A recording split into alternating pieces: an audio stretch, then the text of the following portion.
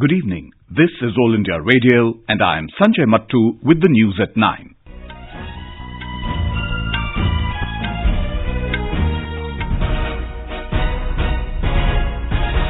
The headlines. Government says fundamentals of Indian economy are strong and GDP growth rate expected to pick up from third quarter of 2019-20 fiscal. India assures Sri Lanka of all help for its rapid development, announces $400 million line of credit. Home Minister Amit Shah calls for major changes in penal acts to strengthen internal security.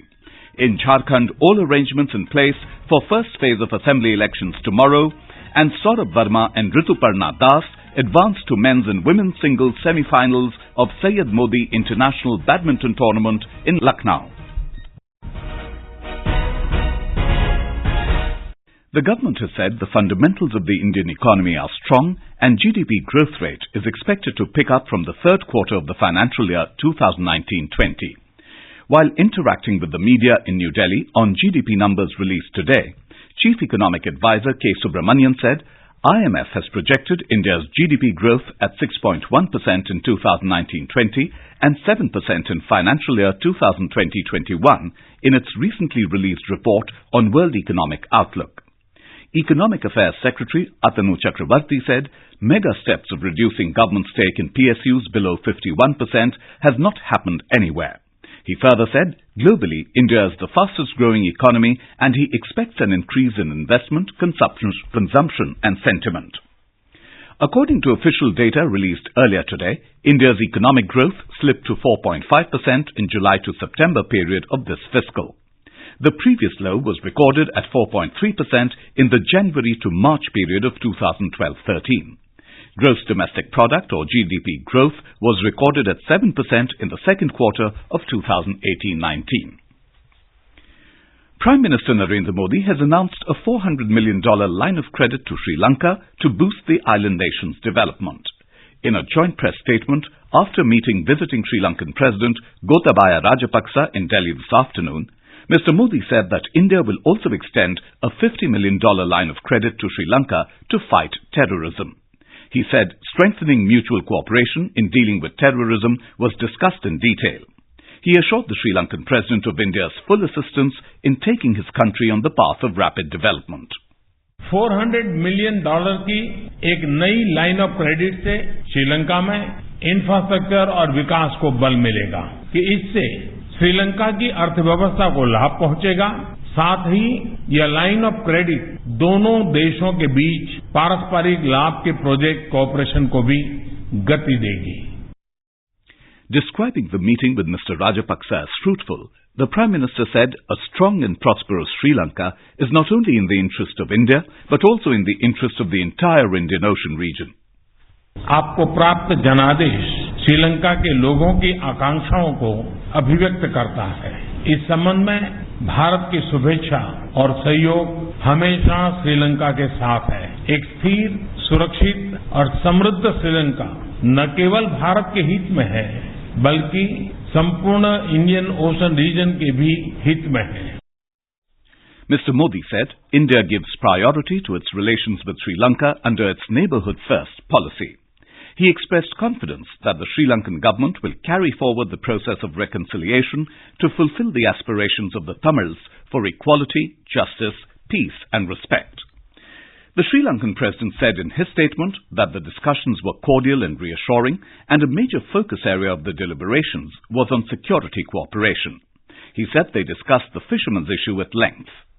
We discussed in length the fishermen's issue and will take steps to release the boats belonging to India in our custody.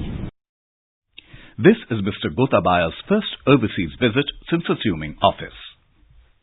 Union Home Minister Amit Shah has called for major changes in penal acts to strengthen internal security.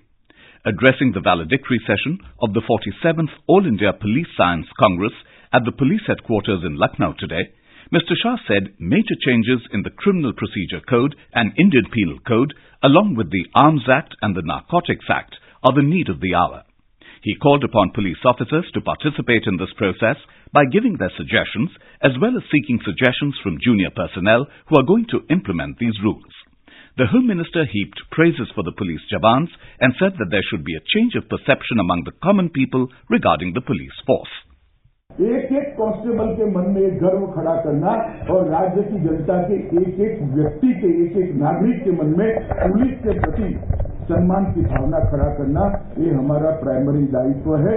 जब तक ये नहीं कर सकते, हम internal security को ढंग से नहीं संभाल सकते. Indian Naval Air Squadron 314, the 6th Dornier Aircraft Squadron, was commissioned today at the Naval Air Enclave Porbandar on the Gujarat coast. Deputy Chief of Naval Staff, Vice Admiral M.S. Pawar, was the chief guest on the occasion.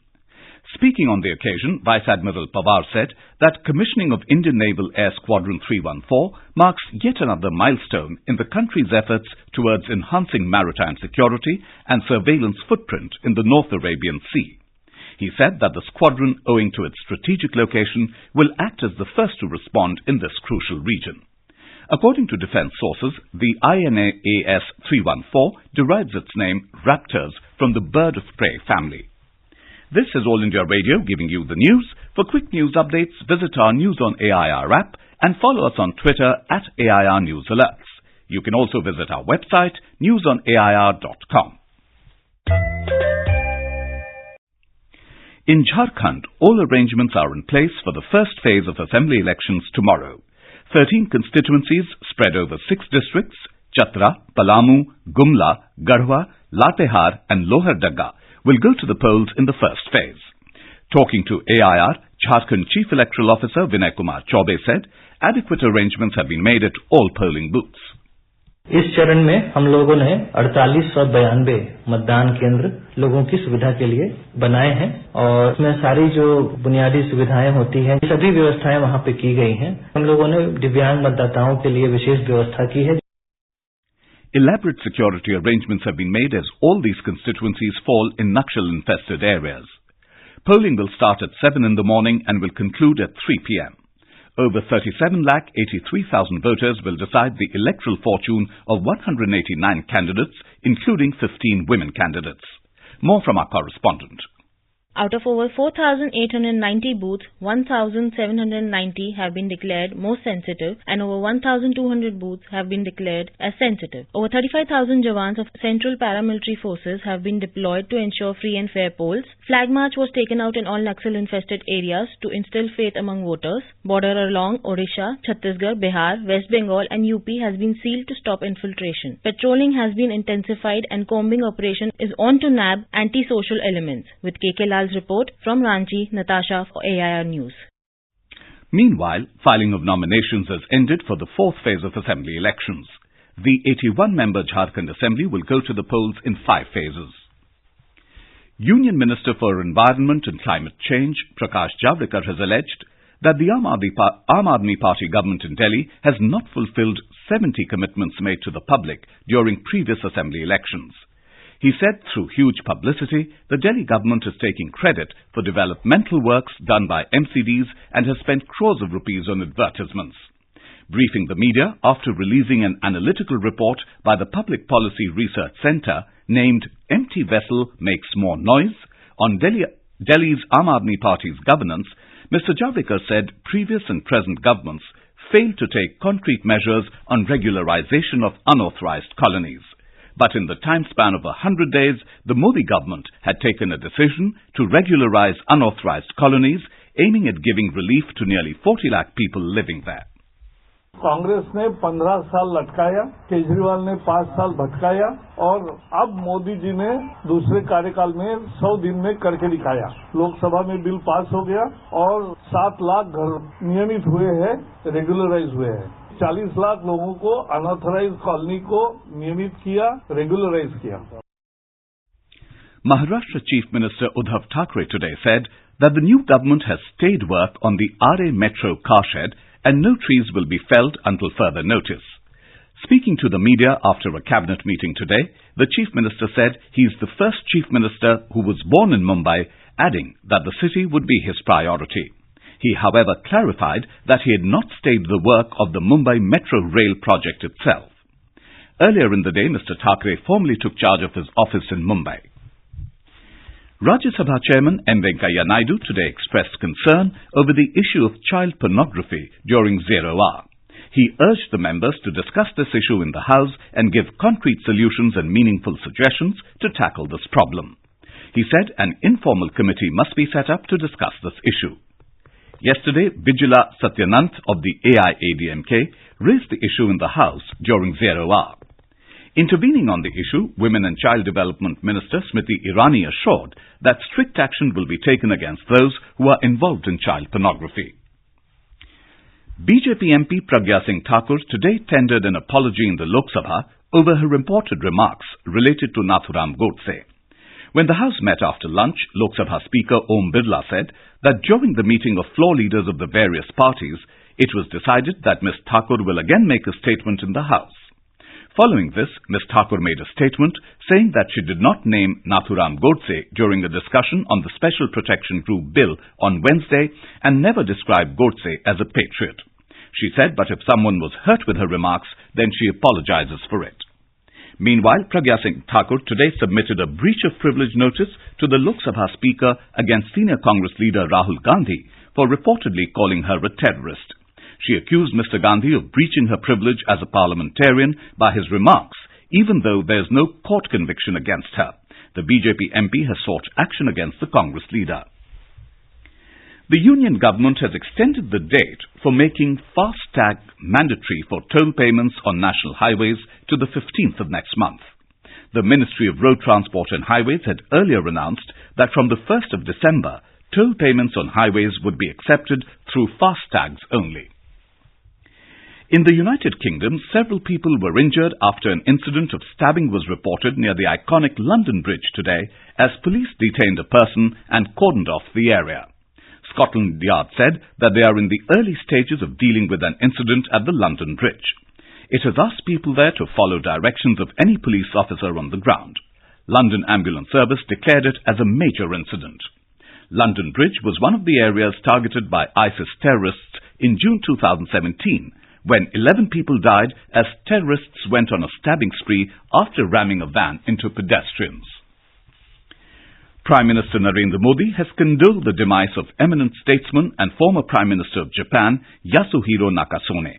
In a tweet, Mr. Modi said that Yasuhiro Nakasone's contribution to the enrichment of our bilateral relations is valuable, and he'll be remembered as an architect of contemporary India-Japan friendship.